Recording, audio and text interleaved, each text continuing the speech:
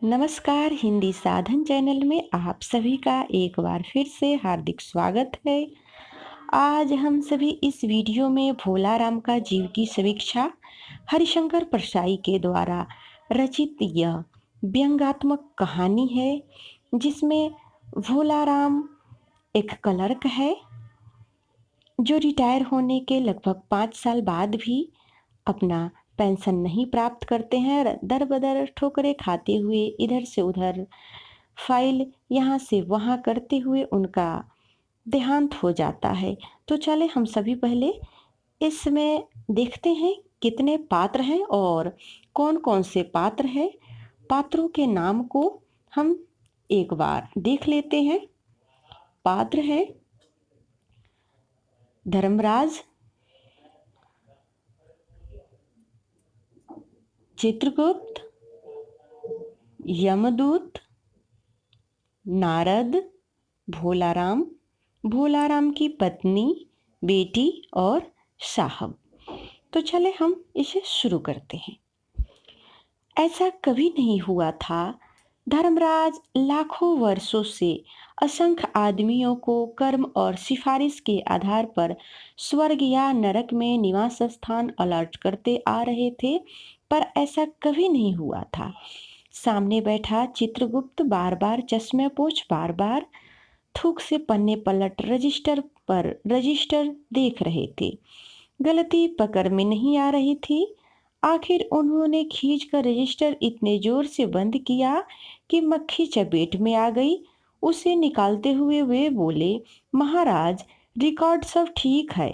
भोलाराम के जीव ने 5 दिन पहले देह त्यागी है और यमदूत के साथ इस लोक के लिए रवाना भी नहीं हुआ, पर यहाँ अभी तक नहीं पहुंचा। धर्मराज ने पूछा, और वह दूत कहाँ है? महाराज, वह भी लापता है। इसी समय द्वार खुले और यमदूत बदहवास वहां आया। उसका मौलिक कुरूप चेहरा परिश्रम, परेशानी और भय के कारण और भी विकृत हो गया था। उसे देखते ही चित्रगुप्त चिल्ला उठे, अरे तू कहाँ रहा इतने दिन? भोलाराम का जीव कहाँ है? यमदूत हाथ जोड़कर बोला, दया निधान, मैं कैसे बताऊं क्या हो गया। आज तक मैंने धोखा नहीं खाया था, पर भोलाराम का जीव मुझे चकमा दे गया। 5 दिन पहले जब जीव ने भोलाराम का देह त्यागा, तब मैंने उसे पकड़ा और इस लोक की यात्रा आरंभ की। नगर के बाहर ज्यों ही मैं उसे लेकर एक तीव्र वायु तरंग पर सवार हुआ, त्यों ही वह मेरी चंगुल से छूटकर न जाने कहाँ गायब हो गया। इन 5 दिनों में मैंने सारा ब्रह्मांड छान डाला, पर उसका कहीं पता नहीं चला। धर्मराज क्रोध से बोला, मूर्ख, जीवों को लाते लाते बूढ़ा हो गया, फिर भी एक मामूली बूढ़े आदमी के जीव ने तुझे चकमा दे दिया। दूत ने सिर झुकाया, कहा, महाराज, मेरी सावधानी में बिल्कुल कसर नहीं थी। मेरे इन अभ्यस्त हाथों से अच्छे अच्छे वकील भी नहीं छूट सके, पर इस बार तो कोई इंद्रजाल ही हो गया। चित्रगुप्त ने कहा, महाराज, आजकल पृथ्वी पर इस प्रकार का व्यापार बहुत चला है। लोग दोस्तों को कुछ चीजें भेजते हैं, उसे रास्ते में ही रेलवे वाले उड़ा लेते हैं। होजरी के पार्सल मोजे रेलवे अफसर पहनते हैं। मालगाड़ी के डब्बे रास्ते में कट जाते हैं। एक बात और हो रही है, राजनीतिक दलों के नेता विरोधी नेता को उड़ाकर बंद कर देते हैं। कहीं भोलाराम के जीव को भी तो किसी विरोधी ने मरने के बाद खराबी करने के लिए तो नहीं उड़ा दिया। धर्मराज ने व्यंग से चित्रगुप्त की ओर देखते हुए कहा, तुम्हारी भी रिटायर होने की उम्र आ गई। भला भोलाराम जैसे नग्न दीन आदमी से किसी को क्या लेना देना। उसी समय कहीं से घूमते घूमते नारद मुनि यहाँ आ गए। धर्मराज को गुमसुम बैठे देख बोले, क्यों धर्मराज, कैसे, क्यों चिंतित बैठे हैं? क्या नरक में निवास स्थान की समस्या अभी हल नहीं हुई? धर्मराज ने कहा, वह समस्या तो कब की हल हो गई। नरक में पिछले सालों में बड़े गुणी कारीगर आ गए हैं। कई इमारतों के ठेकेदार हैं जिन्होंने पूरे पैसे लेकर रद्दी इमारतें बनाई। बड़े बड़े इंजीनियर भी आ गए हैं जिन्होंने ठेकेदारों से मिलकर पंचवर्षीय योजनाओं का पैसा खाया। ओवरसियर है, उन्होंने उन मजदूरों की हाजिरी भरकर पैसा हड़पा जो कभी काम पर गए ही नहीं। इन्होंने बहुत जल्दी नरक में कई इमारतें तान दी है। वह समस्या तो हल हो गई, पर एक बड़ी विकट उलझन आ गई है। भोला राम नाम के एक आदमी की 5 दिन पहले मृत्यु हुई थी। उसके जीव को यह दूत यहाँ ला रहा था कि जीव इसे रास्ते में चकमा देकर भाग गया। इसने सारा ब्रह्मांड छान डाला, पर वह कहीं नहीं मिला। अगर ऐसा होने लगा तो पाप पुण्य का भेद ही मिट जाएगा। नारद ने पूछा, इस पर इनकम टैक्स तो बकाया उस पर इनकम टैक्स तो बकाया नहीं था। हो सकता है उन लोगों ने रोक लिया हो। चित्रगुप्त ने कहा, इनकम टैक्स तो टैक्स होता है, भूख मरा था। नारद बोले, मामला बड़ा दिलचस्प है। अच्छा, मुझे उसका नाम पता बताओ, मैं पृथ्वी पर जाता हूँ। चित्रगुप्त ने रजिस्टर देखकर बताया, भोलाराम नाम का उसका जबलपुर शहर में धामापुर मोहल्ले में नाले के किनारे एक 1.5 कमरे टूटे फूटे मकान में वह परिवार समेत रहता था। उसकी एक पत्नी थी, 2 लड़के, एक लड़की, उम्र लगभग 8 साल। सरकारी नौकर था, 5 साल पहले रिटायर हो गया था। मकान का किराया उसने 1 साल से नहीं दिया। इस दिन मकान मालिक उसे निकालना चाहता था। इतने में भोलाराम ने संसार छोड़ दिया। आज 5वां दिन है। बहुत संभव है कि अगर मकान मालिक वास्तविक मकान मालिक है तो उसने भोलाराम के मरते ही उसके परिवार को निकाल दिया होगा। इसलिए आपको परिवार की तलाश में काफी घूमना पड़ेगा। माँ बेटी के सम्मिलित कंदरन से ही नारद भोलाराम का मकान पहचान गए। द्वार पर जाकर उन्होंने आवाज लगाई, नारायण नारायण। लड़की ने देखकर कहा, आगे जाओ महाराज। नारद ने कहा, मुझे भिक्षा नहीं चाहिए, मुझे भोलाराम के बारे में कुछ पूछताछ करनी है। अपनी माँ को जरा बाहर भेजो बेटी। भोलाराम की पत्नी बाहर आई। नारद ने कहा, माता, भोलाराम को क्या बीमारी थी? क्या बताऊं, गरीबी की बीमारी थी। 5 साल हो गए पेंशन पर बैठे, पर पेंशन अभी तक नहीं मिली। हर 10-15 दिन में एक दरखास्त देते थे, पर वहां से या तो जवाब आता ही नहीं, और आता तो यही कि तुम्हारी पेंशन के मामले में विचार हो रहा है। इन 5 सालों में सब गहने बेचकर हम लोग खा गए, फिर बर्तन भी के, अब कुछ नहीं बचा।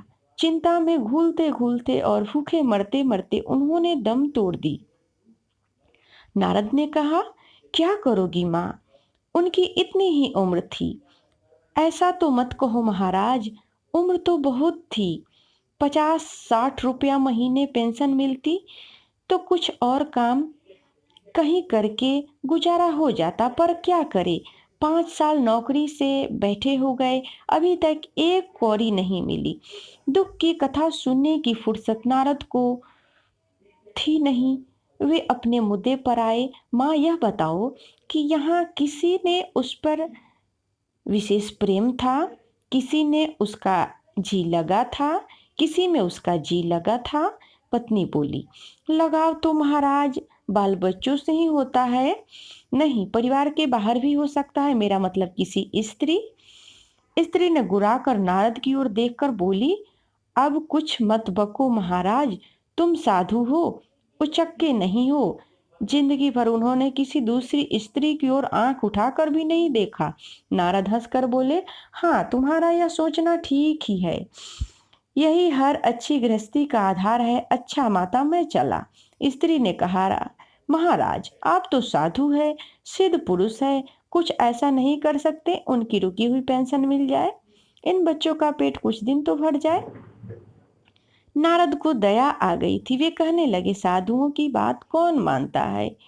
मेरे यहाँ कोई मठ तो है नहीं, फिर मैं भी तुम्हारे मैं सरकारी दफ्तर जाऊंगा और कोशिश करूंगा। वहां से चलकर नारद सरकारी दफ्तर पहुंचे। वहां पहले से ही कमरे में बैठे बाबू ने उन्हें भोलाराम के केस के बारे में बातें की। उस बाबू ने उन्हें ध्यानपूर्वक देखा और बोला, भोलाराम की दरखास्त तो भेजी थी पर उन पर वजन नहीं रखा था, इसीलिए कहीं उड़ गई होगी।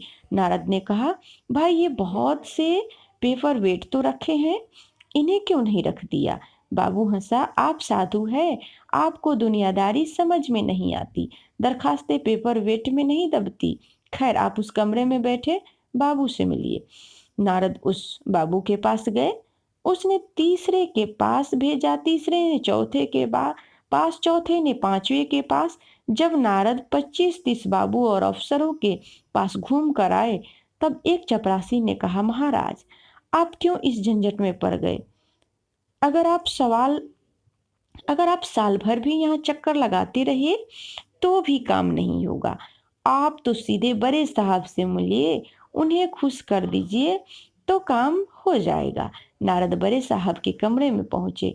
बाहर चपरासी ऊँध रहा था, इसीलिए उन्हें किसी ने छेड़ा नहीं। बिना विजिटिंग कार्ड के आया देख साहब बड़े नाराज हुए। बोले, इसे कोई मंदिर वंदिर समझ लिया है, धर्राते हुए चले आए। चिट क्यों नहीं भेजी? नारद ने कहा, कैसे भेजता? चपरासी सो रहा है। क्या काम है? साहब ने रौब से पूछा। नारद ने भोलाराम का पेंशन केस बताया। साहब बोले, आप हैं बैरागी, दफ्तरों के रीति रिवाज नहीं जानते। असल में भोलाराम ने गलती की भाई, यह भी एक मंदिर है, यहाँ भी दान पुण्य करना पड़ता है। आप भोलाराम के आत्मीय मालूम होते हैं।